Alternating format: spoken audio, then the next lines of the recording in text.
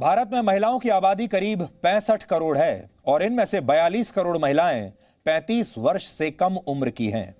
ये 42 करोड़ महिलाएं जब अपने घरों से बाहर निकलती हैं तो इनके माँ बाप या इनके परिवार को यही डर सताता है कि कहीं उनकी बेटी के साथ कोई अनहोनी ना हो जाए, कोई मन चला उनकी बेटी को परेशान ना करे, वैचारिक रूप से कट्टर हो चुका कोई युवक उनकी बेटी को उठाकर ना ले जाए या फिर जबरदस्ती कहीं उनकी बेटी से शादी ना कर ले।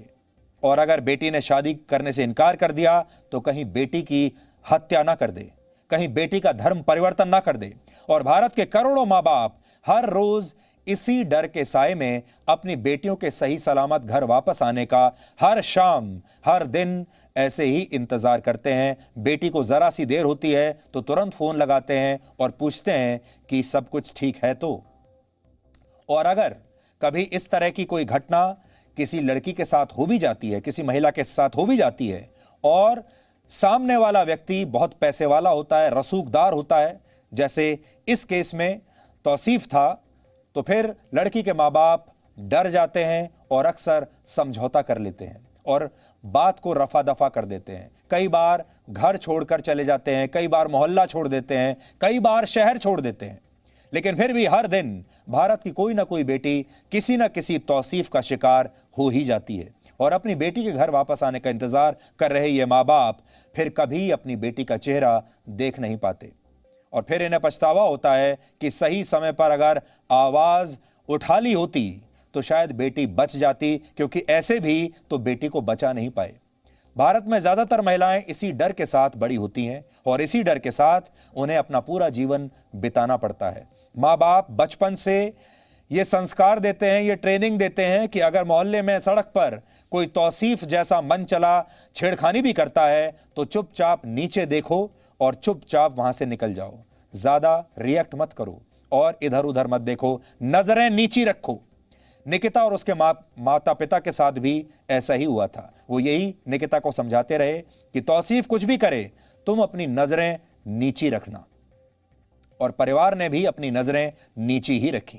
परिवार डर गया और डरने के बाद क्या हुआ ये पूरे देश ने देख लिया। निकिता का परिवार भी तौसीफ और उसके परिवार के राजनीतिक रसूख से डर गया था, उसके पैसे की शक्ति से डर गया था और शायद यही डर निकिता के परिवार की सबसे बड़ी गलती थी। 2 दिन पहले तौसीफ ने कॉलेज के बाहर ही गोली मारकर निकिता की हत्या कर दी और मौके से फरार हो गया। वारदात में शामिल तौसीफ और उसका एक दोस्त रेहान को हरियाणा की पुलिस ने गिरफ्तार तो कर लिया, लेकिन निकिता का परिवार हमेशा के लिए टूट गया।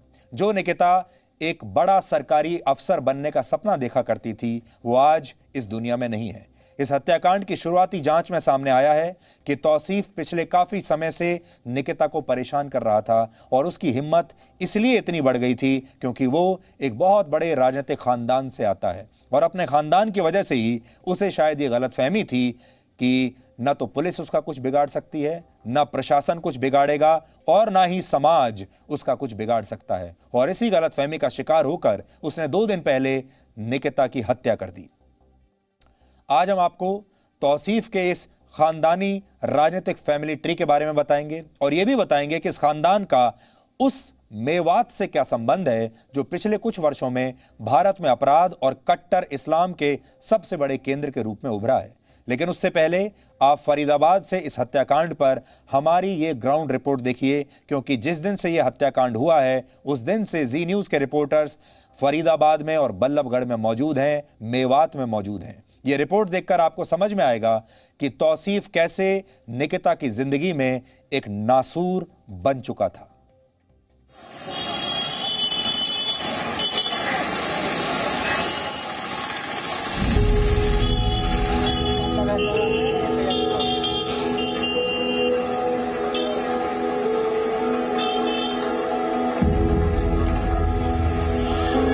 जिन गलियों में निकिता तोमर ने अपना बचपन बिताया, उन गलियों में आज निकिता की मौत के बाद गम और गुस्से का माहौल है।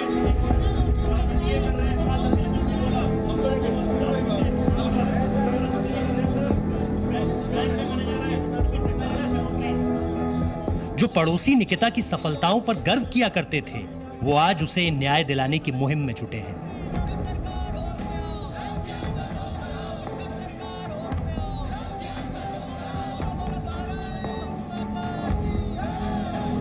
निकिता बीकॉम ऑनर्स के आखिरी वर्ष की छात्रा थी और 26 अक्टूबर को वो अपने घर से इस भरोसे के साथ निकली थी कि ये परीक्षा पास करके वो आईएएस की तैयारी में जुट जाएगी।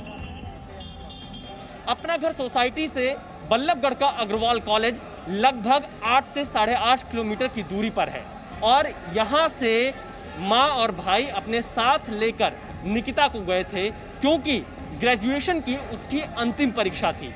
आईएएस बनने का सपना निकिता तोमर का था, लेकिन निकिता को ये नहीं पता था ये उसकी अंतिम यात्रा होगी क्योंकि कुछ मनचले और इस तरह के लोग उसे गोली मार देंगे।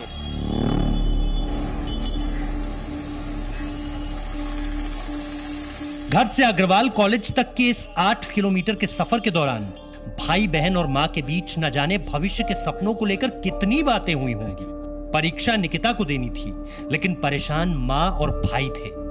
बेटी की परीक्षा अच्छी जाए, मन में यही प्रार्थना करते हुए निकिता की मां और भाई कॉलेज के पास ही उसके लौटने का इंतजार करने लगे। लेकिन उन्हें इस बात का जरा सा भी अंदाजा नहीं था कि तौसीफ निकिता की जान लेने के इरादे से कॉलेज के गेट तक पहुंच चुका है। 26 अक्टूबर को दोपहर 3:30 बजे निकिता जब परीक्षा देकर बाहर निकल रही थी, उस वक्त उसने अपने घर वालों को फ़ोन किया था। फ़ोन पर यह कहा था कि मुझे लेने आ जाओ भैया, क्योंकि यहाँ से 100 मीटर की दूरी पर ही निकिता की मम्मी और निकिता का भाई यहाँ मौजूद थे, उन्हें पेपर दिलाने आए थे। लेकिन परिवार वालों ने बताया कि जैसे ही फ़ोन कटा, उनकी बेटी निकिता को आरोपी तौसीफ ने गेट के अंदर से ही खींचते हुए ज़बरदस्ती करने की कोशिश की, गाड़ी में बिठाने की कोशिश की और जब निकिता नहीं मानी, उसने विरोध किया, तो ठीक आप देखिए इसी जगह पर, जो कि ये कॉलेज का गेट है, लगभग 30 से 40 मीटर की दूरी पर ही इस जगह पर निकिता को गोली मार दी गई।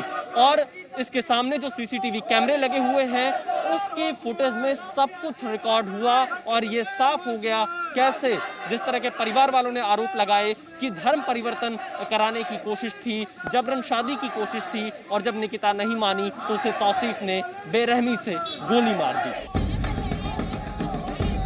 सवाल पुलिस की भूमिका पर भी उठ रहे हैं, क्योंकि परीक्षाओं के दौरान पुलिस की जिस गाड़ी को अग्रवाल कॉलेज के बाहर होना चाहिए था, वो हत्याकांड के समय वहां थी ही नहीं। पुलिस वहां होती तो शायद तौसीफ निकिता को मारने की हिम्मत ही नहीं कर पाता। पुलिस की लापरवाही की बात अग्रवाल कॉलेज के प्रिंसिपल भी मानते हैं। जब हम पुलिस को लिखते हैं तो वो आते हैं और चले जाते हैं। पूरे जैसे 1.5 घंटे का ये एग्ज़ाम है, तो पूरे 1.5 घंटा वो यहाँ पर नहीं बैठते, तो आए थे, आकर के चले गए। तो उस समय बाय द वे जब ये परीक्षा खत्म हुई तो यहाँ पर कोई पुलिस फोर्स मौजूद नहीं थी। आरोप है कि तौसीफ न सिर्फ निकिता के साथ जबरदस्ती शादी करना चाहता था, बल्कि उस पर अपना धर्म बदलने के लिए भी दबाव डाला जा रहा था। इस बात की तस्दीक खुद निकिता के साथ बीकॉम ऑनर्स के 3rd ईयर में पढ़ने वाली उसकी दोस्तों ने की है। लड़के ने पिछले 2.5 महीने से उसके ऊपर प्रेशर बना रखा था कि अपना धर्म बदल कर मेरे से शादी करो और धर्म बदल के मेरे से शादी करो। बेचारी वो लड़की पिछले 2.5 महीने से डिप्रेशन में थी, बहुत ज़्यादा परेशान लड़की थी। उसके ऊपर यह दबाव बनाया जा रहा था कि अपना धर्म बदलो और शादी करो मुझसे, और लड़की ने धर्म न बदलना स्वीकार नहीं किया। इसी वजह से उस पर कार्रवाई। निकिता के साथ पढ़ने वाले कह रहे हैं कि तौसीफ निकिता को पिछले 2.5 महीनों से बहुत ज्यादा परेशान करने लगा था और इसका असर निकिता के मानसिक स्वास्थ्य पर भी पड़ने लगा था। लेकिन हमारी पड़ताल में यह पता चला है कि तौसीफ निकिता को 2.5 महीनों से नहीं, बल्कि कई वर्षों से परेशान कर रहा था। और इसकी शुरुआत होती है फरीदाबाद के रावल इंटरनेशनल स्कूल से। निकिता ने स्कूल से ही 12वीं कक्षा तक की पढ़ाई की थी और तौसीफ भी इसी स्कूल में पढ़ा करता था। और यहीं से तौसीफ निकिता से एक तरफा प्यार करने लगा और आरोपों के मुताबिक ये एक तरफा प्यार जबरन शादी और निकिता का धर्म परिवर्तन कराने की जिद में बदल गया। निकिता तोमर के घर से लगभग 250 से 3 किलोमीटर की दूरी पर यह स्कूल है जहां पर निकिता तोमर पढ़ाई करती थी 12वीं क्लास तक। 95% नंबर के साथ निकिता तोमर ने पास आउट किया था और एक पढ़ने में होनहार लड़की थी। परिवार वालों ने बताया कि तौसीफ यहीं से निकिता तोमर के पीछे पड़ गया था। वो निकिता तोमर पर दबाव बना रहा था, निकिता तोमर पर धर्म परिवर्तन कराने की कोशिश कर रहा था। ऐसे आरोप परिवार की तरफ से लगाए गए